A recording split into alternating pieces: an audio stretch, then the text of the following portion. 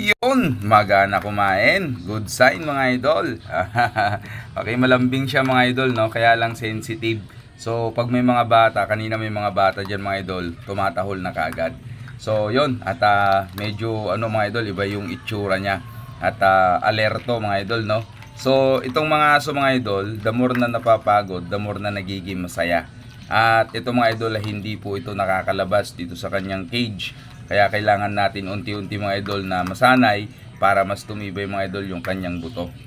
At gumanda yung kanyang katawan. So kung napapansin nyo mga idol, syempre kahit sino, mabuboard yan eh. Diba mga idol, kailangan maging masaya siya. Kaya unti-unti natin mga idol na ipa-adapt yung mga kakaiba at bago na mga activity na gagawin niya mga idol. Hilig ko talaga mga idol mag-alaga ng aso. Ito yung isa sa pinakahilig ko. So lumamang lang mga idol ngayon yung pag-aalaga natin ng mga manok, pero ito talaga yung number 1 na hilig ko dati. Okay, kaya lang sa social media nga mga idol, yun ang naging lagi natin nakikita, kaya yun ang naalagaan natin.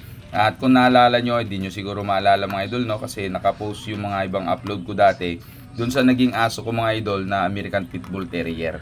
So bali crossbreed lang naman siya mga idol. Okay, so yun yung pinangalanan ng aking anak na Flippy.